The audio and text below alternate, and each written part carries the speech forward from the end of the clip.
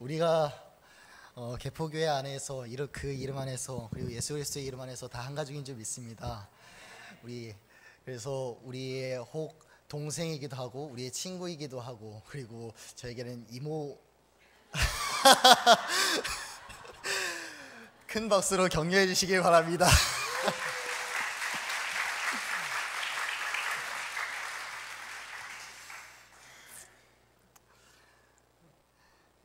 호세아 1장 2절부터 2장 1절까지를 읽어주셨고요. 도마 위에 음란 간음단상 이런 제목으로 말씀 나누려고 합니다. 본문에 들어가기에 앞서서 아무리 앞에 세워졌고 제가 목사라도 늘 부족함을 느끼고 오직 주님만이 붙들어 주셔야만 온전한 은혜로 설 수 있다. 그리고 온전한 은혜로 서야만 역사가 시작된다고 믿습니다만은 아직 결혼도 하지 않고 어린 청년의 때를 보내면서 가장 육체의 정욕과 소욕과 정욕에 치우치기 쉬운 제가 이 주제를 건드린다는 것 자체가 저 스스로에게 가장 먼저 부끄러운 일이 아닐 수 없습니다. 참 많은 사람들을 만나보았고 동성이든 이성이든 간에 저도 모르는 사이에 제 마음을 뺏긴 일도 있었고 혹은 제가 의도치도 않게 누군가의 마음을 뺏은 적도 있기도 했죠. 다행히도 서로 마음이 잘 공유되는 일들이 있어서 중고등학교 다닐 때까지는 한 번도 친구 사귄 적 없던 제가 대학교 와서 소위 이 세상 말로 불알 친구라고 하는 친구 한두 명 정도 두게 되었고 이성 간에도 좋은 친구들 많이 생기기도 했고 때로는 어느 사람들과는 진지한 만남을 가지기도 했었던 일이 2번 정도 있었던 것 같습니다. 그런데 아무리 21세기 대한민국을 살아가는 젊은 남녀의 교제가 서로에게 많은 정성을 들이는 일이 필요하다고 해도 내가 그 사람의 일상을 해치면서 그리고 그 사람이 나의 일상을 해치면서까지 만나게 되는 상황, 그것은 제가 여간 불편하고 속상한 일이 아닐 수 없었습니다. 통신수단이 많이 발전하니까 불편한 것은 밤새 통화 연결을 하지 않으면 불안해하는 상대의 모습을 봐야 했고요. 공부와 사역에 집중할 수 없었고 이 부분이 가장 컸습니다. 사역에 집중이 안 된다는 것. 학업이야 이수만 해도 된다고 생각할 수 있겠지만 사역까지 침범할 정도로 피해가 오는 건 견딜 수가 없었습니다.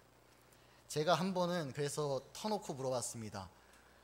사역자로서의 남자친구를 그리고 무엇보다 목사로서의 오빠도 사랑하느냐? 사랑한답니다. 근데 그것보다는 자기 옆에 있어 달랍니다. 그런데 무엇보다도 소름 끼치는 것은 어떤 이성의 사이이던 간에 조금만 둘 이외에 사람이 의식되지 않는 사이에서 겪어야 하는 성적 대상화였습니다. 요즘 세상이라는 게 꼭 여성만이 성적 대상화를 겪는 것은 아닙니다. 신경이 곤두서는 상황에서 오히려 남자인 제가 적정선을 그어야 하고 때론 과감하게 거절해야 하는 상황은 여간 쉽지 않았었습니다.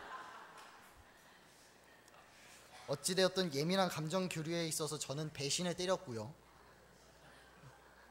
그래야만 했으니까요. 그래서 관계성의 단절을 감수해야 했습니다.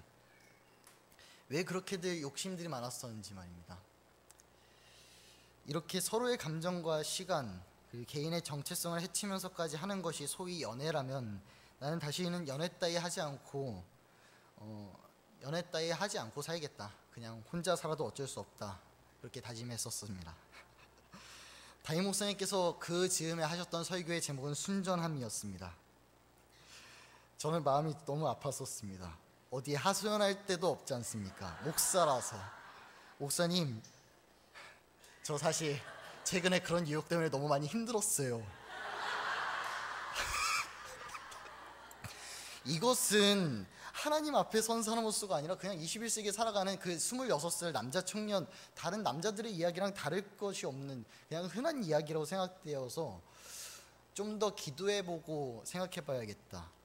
말씀드려도 좀 더 기도해봐야겠다라고 생각했었습니다. 근래 목회자들의 성윤리 문제, 신학생들의 성윤리 문제들이 이슈화되는 것을 봅니다. 정말 존경받고 선망받던 사역자들과 선후배 그리고 친구들까지 무너져가는 모습을 보았습니다. 앞선 솔직한 생각을 나눴던 저로서는 그런 일들을 보면서 어련히 유혹이 심해서 무너졌겠거니 싶으면서도 사실 더 안타까운 것은 그것 때문에 보면서 더 실족하고 낙심하시는 성도님들, 그 친구들의 모습, 그걸 볼 때가 더 안타까웠습니다.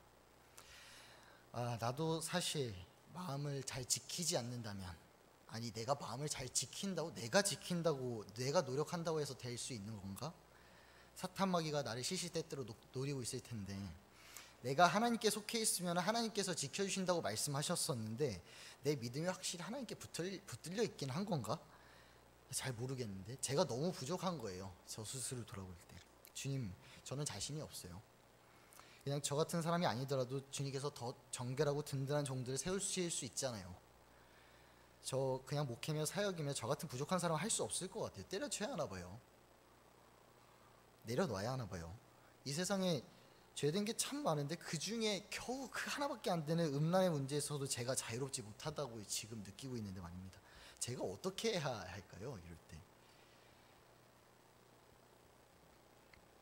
참 많이 기도하고, 그리고 개인적인 교제들이 뭐 남녀 불문하고요 하나씩 정리되어 갈 즈음에 졸업이 가장 큰 계기가 되었고요.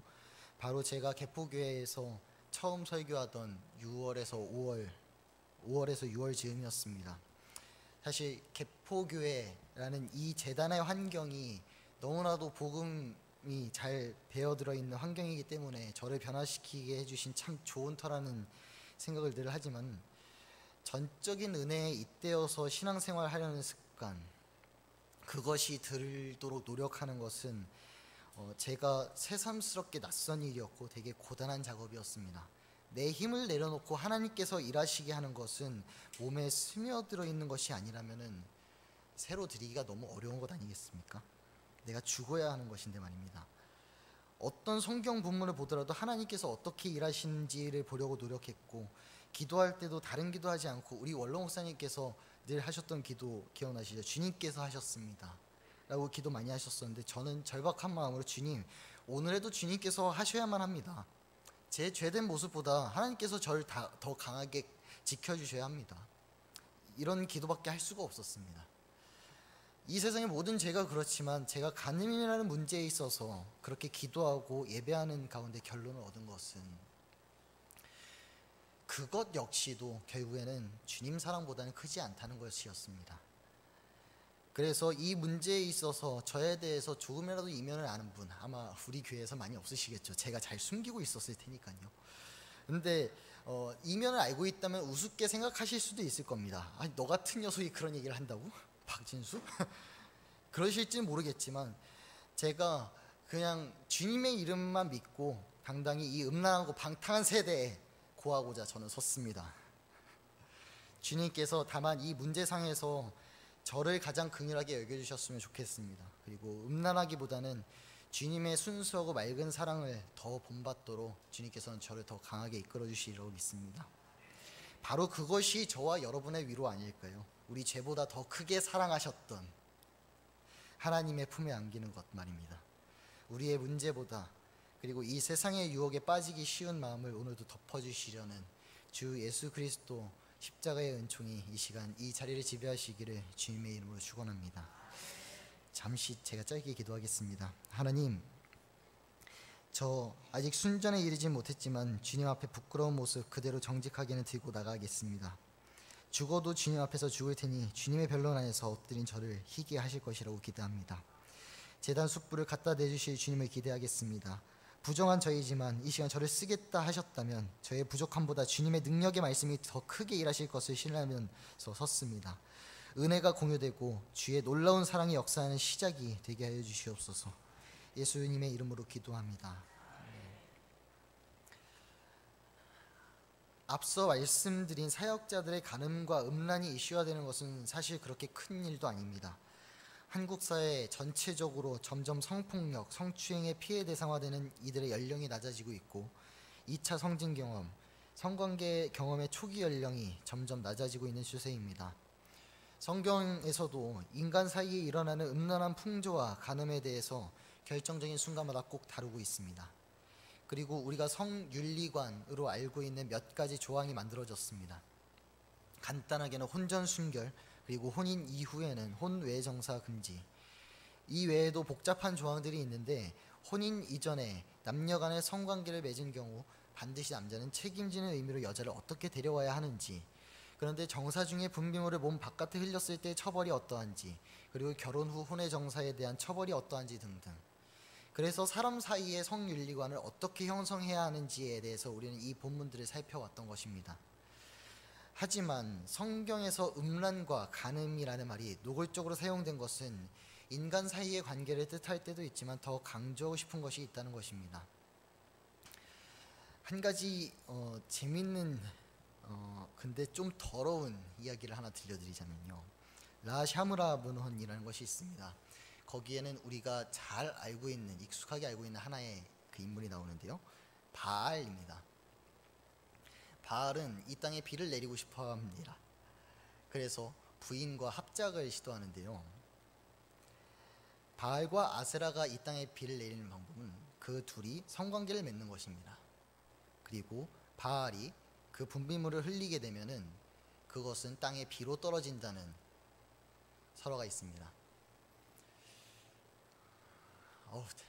되게 굉장히 더럽죠?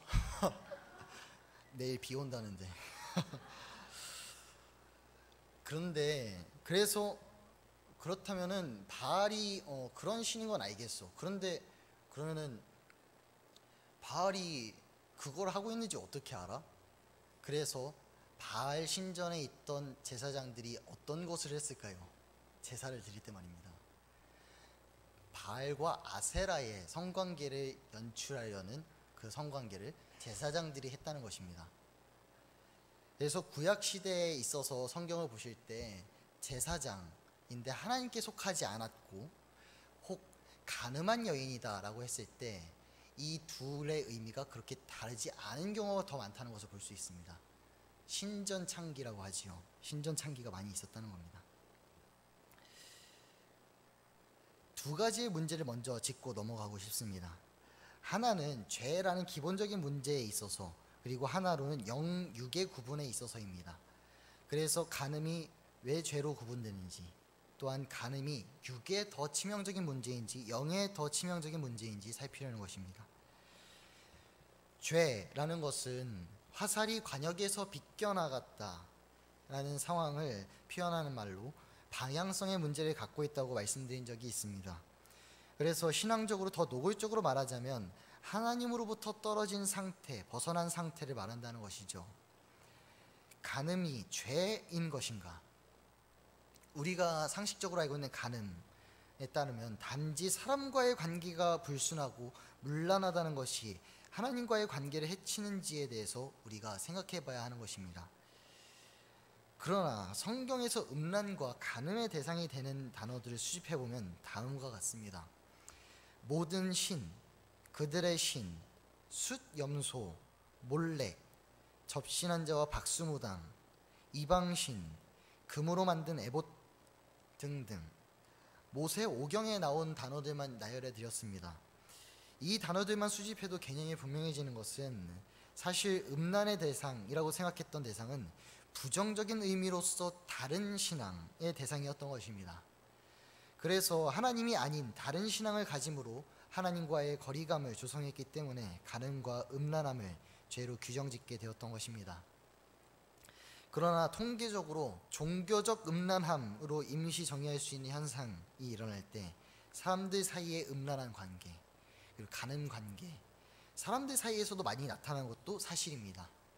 소돔과 고모라에 의해서 우리는 소돔과 고모라의 간음이나 음란에 대한 경각심이라는 것은 이미 상실한 지 오래고 동성 간의 성관계에 위협을 받던 모습을 똑똑히 보고 있습니다.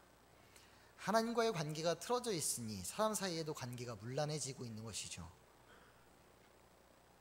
그렇다면 두 번째로 간음은 영의 문제인가 육체의 문제인가, 영으로 짓는 죄인가 육체로 짓는 죄인가의 문제입니다. 사실 약간 번외의 개념이 될 수 있지만 지정의라는 개념도 있고 영혼육이라는 개념이 도식화되어 있기도 하지만 영혼육이요. 근데 사실상 성경을 읽다 보면 인간의 구분에서는 중요한데 하나님의 관점에서 바라볼 때 영과 혼의 구분은 큰 의미가 없다는 것이 지금의 신학적인 정설로 받아들여져 있습니다. 그래서 육체와 영적인 문제로만 논지를 줄여보았고요. 간음은 몸으로 짓는 죄인가 아니면 영으로 짓는 죄인가? 하나님과 멀어지는 것은 몸으로 하나님과 멀어지는 것입니까? 아니면 영으로 멀어지는 것입니까?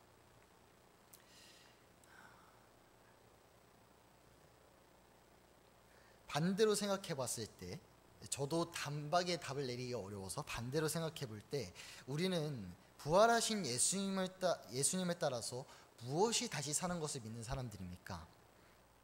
마음이 다시 삽니까? 영혼이 다시 삽니까? 사도신경에 무엇이 다시 사는 것과 라고 되어 있지요? 이제 기억이 나시죠? 우리는 몸이 다시 사는 것을 믿는 사람들 아니겠습니까? 몸이 다시 산다는 것은 죽은 적이 있었다는 것이고요. 그것은 죄 이외의 다른 이유를 찾긴 어렵습니다. 왜 죄의 문제를 영육에 접목시킬 때 이렇게 문제가 복잡해지는가? 우리의 영에 대한 사고가 막연하게 정리되어 있기 때문입니다. 영이라는 것을 육체를 제외한 나머지 부분이라고 정의한 세상의 정의에 쉽게 따랐기 때문인데요.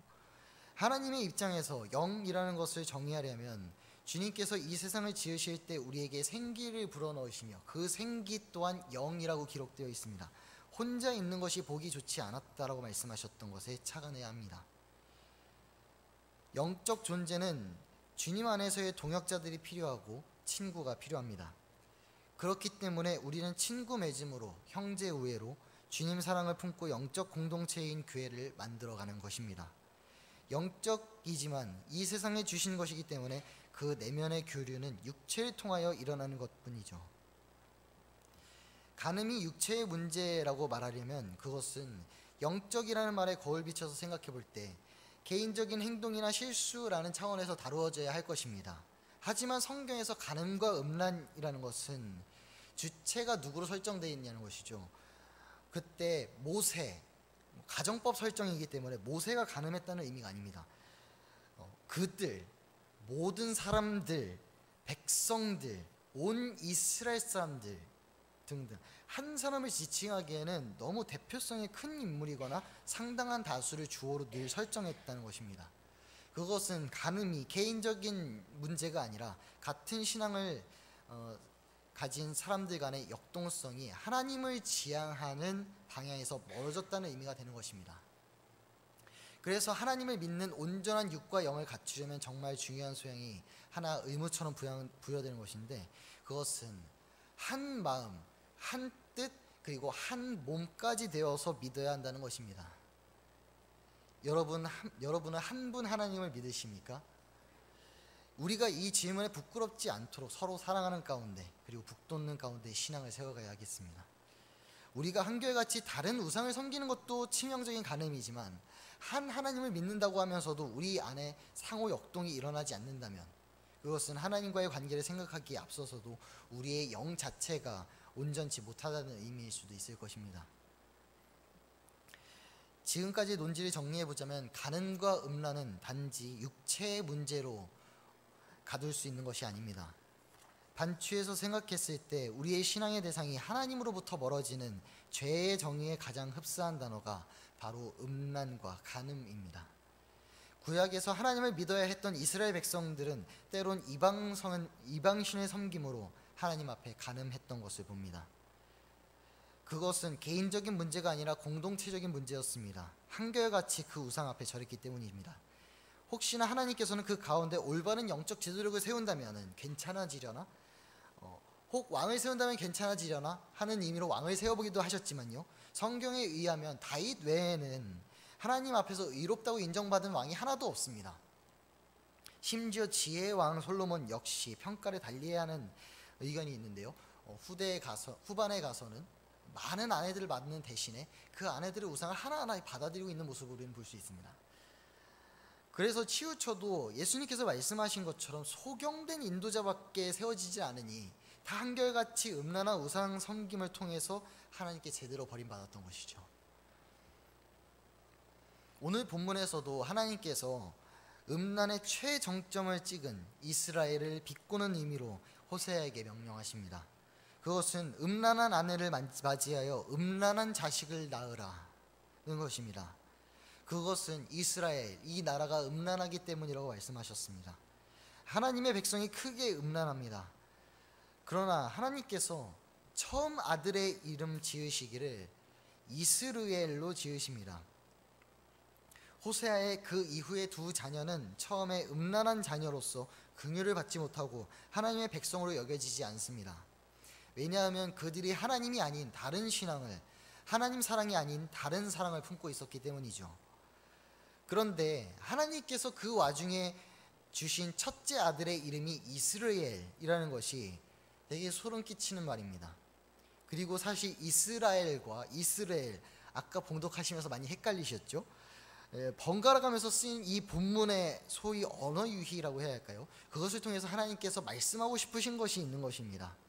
혹 이스라엘이라는 말이 처음 불릴 때의 상황을 기억하시는지요? 그 뜻을 기억하십니까? 밤이 되었습니다. 야곱이 갑자기 나타난 천사와 씨름하고 하나님과 겨루는 장면, 하나님과 씨름한다, 그 의미로 천사가 야곱의 이름을 새롭게 부릅니다. 이스라엘. 이것이 이후에 어떤 의미가 되냐 하면요, 이 험한 세상 광야길, 하나님의 백성은 누구를 붙들어야만 살 수 있습니까? 하나님을 붙들어야 하거든요.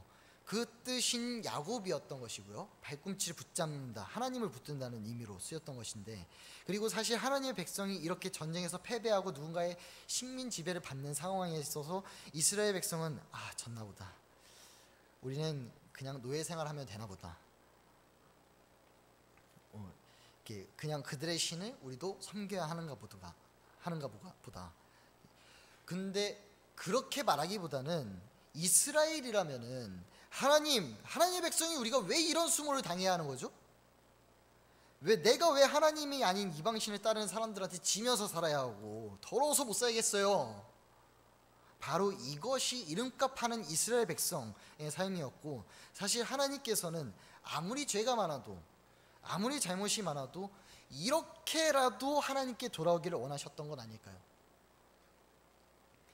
예수님 당시의 상황을 생각해 보십시다. 예수님께서 음란과 간음에 대해서 말씀하신 적이 있습니다.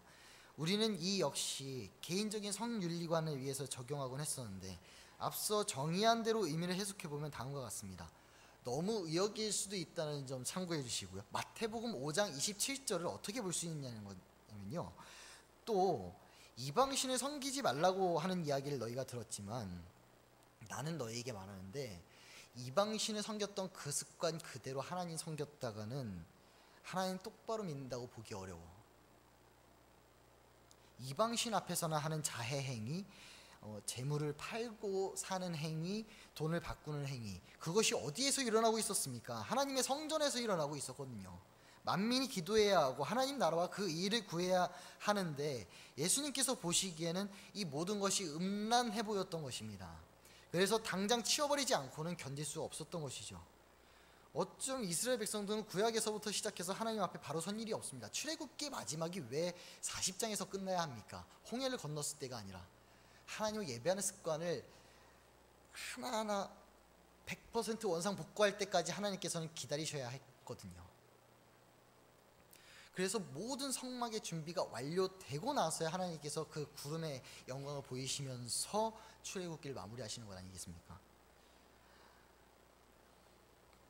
따져도 하나님 앞에 따져야 하고 무너져도 하나님 앞에서 무너져야 하나님께서 일으키시던지 할 텐데, 괜한 의욕으로 자기 힘으로 일어나 보겠다고 우상 앞에 절하기도 하고 피를 흘리면서 비를 내리라고 난리를 피우지를 않나. 그게 이스라엘 백성들의 실수였던 것입니다. 그런데 하나님의 마음이 그런 이스라엘 백성인데 그 백성을 포기할 수 있습니까? 아니요. 오늘 본문에서 말씀하시기를 그 음란한 아내를 도로 데려와라, 그럼에도 불구하고 음란한 자식을 낳아라 라고 말씀하시는 것이 하나님의 마음인 것입니다. 그렇게도 미운 아들이지만 너는 내 아들이다, 오늘 내가 바로 너를 낳았다 라고 말씀하시기 위해서 해산의 수고를 여전히 감당하고 계시는 것이 지금도 우리에게 재촉하고 있는 하나님의 마음인 것입니다. 아버지 하나님의 마음을 아는 예수님이 그러하셨고, 그리고 사도 바울이 정확하게 지목했듯이 음란한 안을 든 유대인으로부터 하나님께서는 구원의 역사를 시작하겠다고 말씀하셨습니다. 내 백성은 돌아서더라도 내 사랑은 포기하지 않는다. 네가 더 잘 도망치는지 내 사랑이 더 잘 붙잡는지 한번 시험해보자. 하늘 끝을 가보고 바다 끝을 가보아라. 심지어 지옥 끝까지 가보아라. 내가 거기 따라가나 못 따라가나 한번 보자. 오라, 우리가 서로 변론하자. 너희의 죄가 주홍 같을지라도 눈과 같이 희어질 것이요 진홍같이 붉을지라도 양털같이 희게 되리라. 그렇게 죽을 정도로 음란해진 자녀를 돌아오게 해야 했었는가?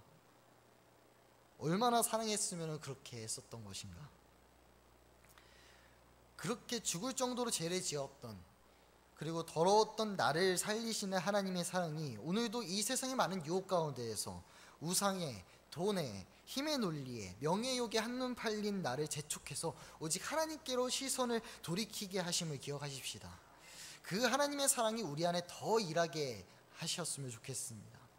우리가 사랑을 시작하려고 해서는 금방 치우칠 수밖에 없습니다. 지금에 와서 우리의 음란함의 위기는 어떻게 해야 우리가 더 잘 사랑할 수 있을까라고 스스로 묻고 있다는 것입니다. 여러분, 내가 하나님을 어떻게 사랑할까 보다는 하나님께서 어떻게 우리를 사랑하셨나에 대해서 더 고민하고 질문하면서, 그리고 그것을 통해서 열리는 은혜, 그리고 그것으로부터 알게 됨으로 우리에게 공급되는 힘, 그것을 더 풍성히 누리는 여러분들의 복된 신앙이 되시기를 주님의 이름으로 축원합니다. 하나님의 뜻에 따르기 위해서 살아야 하는 것이 우리의 의무이긴 의무입니다. 하지만 안 지키겠다는 것이 아니라 100번 봐도 부족하고 모자라서 하나님 앞에 부끄러운 그 모습, 우리의 모습에 있어서 어떻게 해야 할지에 대한 해답이 하나님께 있다는 것, 그것을 우리가 알아야 하는 것입니다. 더 힘써서 알아야 한다는 것입니다. 결국 우리는 우리를 주체 삼아서 하나님께 다가가려고 해서는 부족함과 한계에 맞닥뜨릴 수밖에 없고, 억지와 고집이 스멀스멀 올라오는 걸 느낄 수밖에 없습니다. 그 전에 우리의 집착을 내려놓고 하나님을 보고 희망을 가지십시다. 그저 우리의 마음 닫지만 말고 하나님께서 하시는 일에 시종을 측량할 수는 없겠지만, 바라보기 위해서 우리의 시선만을 하나님께로 향할 때, 그 시선을 주님께로 이끌어 주실 때 하나님을 더 알도록, 그리고 그래서 감탄하지 않을 수 없는 그 놀라운 하나님 만남의 체험은 우리 모두에게 열려있는 그 기회이자 선물인 줄 믿습니다. 그 하나님 만나면서 사는 가운데 하나님의 뜻이 우리의 마음을 쿡쿡 찌르고 우리를 등 떠미시면 밀어주시는 대로 살아가고, 이 세상이 너무 악하고 하나님 뜻대로 사는 게 벅찰 때는 야곱처럼 하나님 붙들고 씨름해보면서 되돌아보기도 하는 거죠. 하나님, 이렇게 사는 게 하나님의 뜻 맞습니까? 제가 이대로 하나님 뜻이 아닌 세상에서 넘어지고 낙심하는 게 하나님 뜻 맞습니까? 그럴 때마다 하나님의 더 큰 사랑이 압도적으로 우리에게 다가오시는 것, 그것을 경험하는 것이 우리의 신앙의 묘미 아니겠습니까? 하나님만 바라십시다. 또한 더 중요한 선포는, 하나님은 나만 바라보고 계시고 바로 우리만을 바라보고 계십니다 라는 것입니다. 세상 헛된 유혹이, 고난과 핍박이, 그리고 때로는 육체의 소욕이 나를 집어삼키려고 할 때 시시때때로 나를 지켜보시는 하나님으로 인해서 늘 안전한 하나님 품, 그것으로 인도되고 구원의 은혜를 늘 새롭게 체험하는 여러분들의 삶이 되시기를 주님의 이름으로 축원합니다. 기도하겠습니다.